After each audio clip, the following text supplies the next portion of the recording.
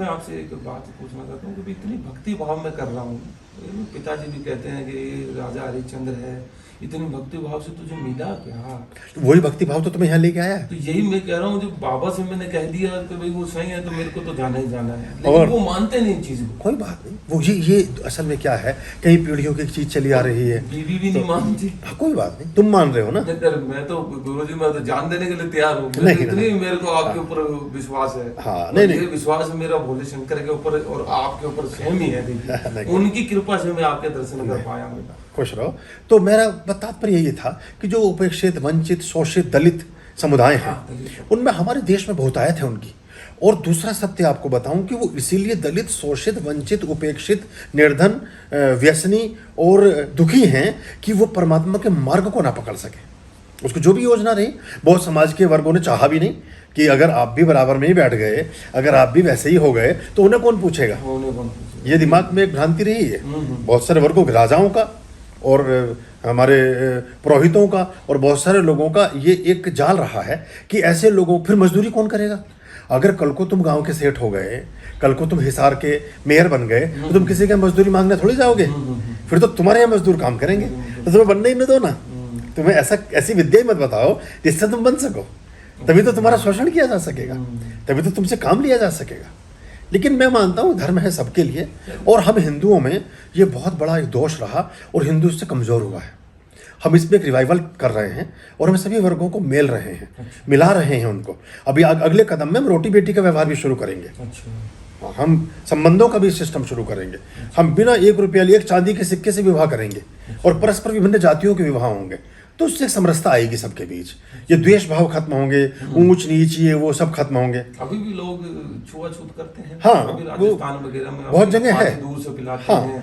अब एक देखिए, कोई चावला जी है, एक कोई अरोड़ा जी है, एक कोई मिश्रा जी है, एक कोई वर्मा जी है, कुछ शर्मा जी हैं, वो कुछ अग्रवाल साहब हैं, वो चमड़े की दुकान खोलते हैं और चमड़े का काम करते हैं। उन्हें आप चर्मकार नहीं मानते? नहीं, उनको नहीं मानते। और जो जातिगत चर्मकार, जो हम जैसे हम वो चाहे उनका आचरण उनसे श्रेष्ठ हो, चाहे वो अध्यापन में हो, चाहे, ये हमें दूरी समझनी पड़ेगी। तो जो उस कार्य को कर रहा है उसको वही मानो ना फिर आप। तो ये फिर वो काम के अगर देखें तो फिर जो नाई है वो नाई है, चाहे वो बनिया काट रहा हो उसको तो नाई है। नाई है, वो तो नाई है, चाहे वो मुसलमान है, चाहे सिख है।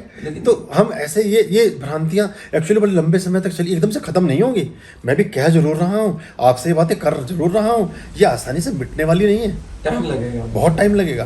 फिर चलो ऊंचे वर्गों में तो जो मतभेद हैं ही, छोटे वर्गों में भी मतभेद हैं। हाँ, वो भी वो अपनों में भी छोटे बड़े मान रहे हैं, उसमें भी मान रहे हैं। उनके जो गोत्र हैं, ये सही बात कह रहे हैं आप।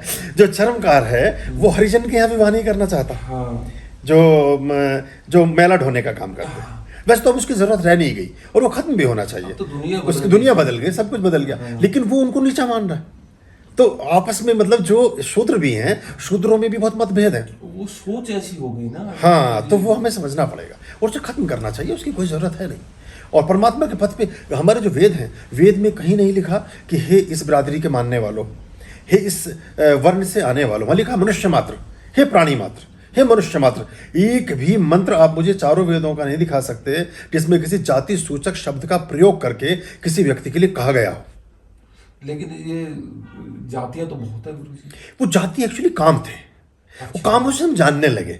जैसे अब देखिए, कोई आदमी चाय का खोखा करता है तो हम उसका नाम लेंगे रमेश चाय वाला। अरे रमेश चाय वाला, तो हो सकता है 500 साल बाद चाय वाला एक जाति बन जाए। अच्छा। और वो जो उसमें लिप्टन या ब्रुक बॉन्ड या ताज जो भी चाय इस्तेमाल करता है उसका गोत्र बन जाए, या वो अपनी चाय की पत्ती कोई बना रहा है वो उसका गोत्र बन जाए। जैसे योग जाति हो जाए और पतंजलि गोत्र बन जाए, जैसे पत्रकारिता एक बिरादरी हो जाए और आज तक और स्टार न्यूज और दूरदर्शन ये सब गोत्र बन जाए, ये ऐसे ही तो था। पहले कहते थे पिताजी वगैरह के सब वो राजा महाराजा के जो जीन होते थे घोड़ों की जी, उनके वस्त्र वगैरह ये बनाते थे हम, मतलब पुरखों से। देखो एक बात, धीरे धीरे काम चेंज हो गया तो ये तो फिर खानदान। एक व्यक्ति थे राजस्थान के, जैनी थे वो, उनसे मेरी बात हो रही थी। वो मेरे पास आते थे तो मैंने उनसे कहा, मैं पिछले 25-30 साल से यही कह रहा हूँ, मैं उनसे कहता हूँ आप किसी एक जैनियों का, या सिर्फ ब्राह्मणों का, या सिर्फ जाटों का ही, या सिर्फ बनियों का ही, जो भी हम जितने भी हमारे वर्ग आते हैं अलग अलग तरह के, उन सिर्फ एक ही बिरादरी का एक गांव बसा के दिखा दो मुझे। पूरे दुनिया में कहीं भी एक ही बिरादरी के लोग हों बस उस गांव में, बस ही नहीं सकता। किसी की सामान कौन बेचेगा, झाड़ू कौन लगाएगा, सुबह को नाली में कौन बुहारेगा, पानी कौन डालने आएगा मशक से, आपके घर में काम कौन करेगा, पानी कौन भरेगा, कोई नहीं बच सकता। आज तक तो कोई लौट के आया नहीं। तो मैंने उनसे कहा जब हम, इसका मतलब हम पराश्रित हैं और हम एक हाथ दूसरे हाथ को धोता है, तो हमें ऐसे सोचना ही नहीं चाहिए। जब हम सवेरे सो करके उठते हैं और सबसे पहले नित्य दैनिक क्रियाओं से निवृत्त होते हैं तो हम शुद्र होते हैं। हम अपने साफ सफाई कर रहे होते हैं, शरीर की नहा रहे हैं, सब कुछ कर रहे हैं, मलमूत्र का भी साफ सफाई करते हैं, तो हम शुद्र होते हैं। फिर उसके बाद नहाने धोने के बाद सबसे पहले विचार आता है कि सूर्य निकल रहा है, प्रकृति है, ईश्वर है, उसको हमें धन्यवाद देना चाहिए, तो हम ब्राह्मण होते हैं। फिर हम उसके बाद सोचते हैं ये दोनों काम हमारे हो गए, अब हम कुछ ऐसा सोचें कि घर का खर्चा कैसे चलेगा, घर में राशन कहाँ से आएगा, थोड़ा बहुत दिनचर्या कैसे, ही कपड़े कहाँ से लाएंगे। फिर हम बनिए हो जाते हैं। और जब कहीं हमारे आत्म स्वाभिमान पर, समाज में कहीं ऊंच नीच की बात होती है, या हमारे दरवाजे पर या घर पर या समाज में कहीं हमारी बहू बेटी के साथ कोई इस तरह की बात होती है और वहाँ अकड़ कर खड़े होते हैं, हम क्षत्रिय हो जाते हैं, वहाँ हमारा स्वाभिमान जागता है। तो चारों वर्ण हमारे अंदर है, इसको हम अलग अलग विभाजित करने की जरूरत नहीं है। और देखिए पुरुष सूक्त में एक मंत्र आता है, जो पुरुष सूक्त है ये रुद्राष्टाध्यायी का दूसरा अध्याय है पुरुष सूक्त, और वेद से आया है। और इसमें आता है कि ये 11वां मंत्र है, ब्राह्मण अस्य मुखमासीद बाहु राजन्य कृता उरुदस्य यदः वैश्य पदाभ्याम शूद्रो अजायता। इसका तात्पर्य ये है, इसमें सब बता रहे हैं कि कैसे ब्रह्मा ने, कैसे प्रजापति के माध्यम से, जो प्रजापति हैं वो कुम्हार ही हैं आज के, जो दक्ष प्रजापति जो सती पार्वती के पिता हैं, तो उन्होंने जो पुतला बनाया उसमें क्या क्या चीज़ें स्थापित की ब्रह्मा ने।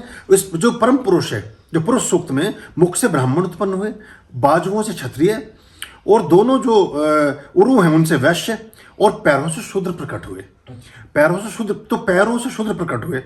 अब आप एक बार बताएं, फिर इसमें आगे के मंत्रों में मन से चंद्रमा का जन्म हुआ, आंखों से सूर्य का जन्म हुआ, कानों से वायु का, प्राण का, मुख से अग्निदेव प्रकट हुए। फिर आगे आता है नाभि से अंतरिक्ष लोक बना, सिर से स्वर्ग प्रकटित हुआ, पैरों से पृथ्वी, कानों से दिशाएं उत्पन्न हुई। इस प्रकार पुरुष में ही ये सब लोक कल्पित हुए। 11 से 13वें मंत्र तक अगर आप देखेंगे, ये श्री सूक्त में भी है ये अध्याय। अब आप मुझे बताएं कि आप परमात्मा के जब किसी भी मंदिर में जाते हैं, कहीं पर भी जाते हैं, चाहे तिरुपति बालाजी जाएं, चाहे कैलाश जाएं, कहीं भी जाएं, आप पूजा किसकी करते हैं? भगवान के जो प्रतिमा सामने खड़ी है उसके पैरों की तो पूजा करते हैं। करते तो उसी की पूजा है। सिर की पूजा तो कोई नहीं करता, ना बाजुओं की करता, ना उनके उरु की करता, ना किसी चीज की भी नहीं करता। तो पूजा तो पैरों की हो रही है। तो जो पूरा व्यक्ति नतमस्तक, अगर इस शास्त्र की बात को समझ लें तो पूरा जो दुनिया, हमारा जो पूरा समाज है वो तो नतमस्तक शूद्र के सामने है। फिर मतलब इसको ऐसे जोड़ लो, फिर आप पैरों में जो शूद्र का वास है, तो फिर तो शूद्र के प्रति नतमस्तक है आदमी। ये हम समझ ही नहीं पाते इस बात को। ये वेद में लिखा है, मैंने नहीं लिखा। ये 50,000 साल पुरानी बात है, आज की नहीं। कोई समझ नहीं पाता, सबको बताता भी नहीं है, मैंने बताई है ये चीज। तो आप बताएं, तो पूजा तो पैरों की होती है ना। हर जगह हम कहेंगे चरण कमलेभ्यो नमः, भगवान विष्णु के चरण चिन्ह ही हम लेकर आते हैं, देवी के पद चिन्ह ही लेकर आते हैं, उन चरणों की ही पूजा होती है। गुरुओं की भी आपने जो सर झुकाया, मेरे पैरों में तो झुकाया, मेरे कंधे पे तो सर रखा नहीं आपने, है ना। कहीं भी किसी भी दुनिया में आप जाएंगे तो चरण जिसको आप पूज रहे हैं वो स्थान तो शूद्र का है। फिर तो पूजा तो शूद्र की कर रहे हो और मानते हो उसे होने जीवन में, तो ये तो बड़ा विरोधाभास है। कैसे बनेगी बात, है ना। यही हमें समझना चाहिए।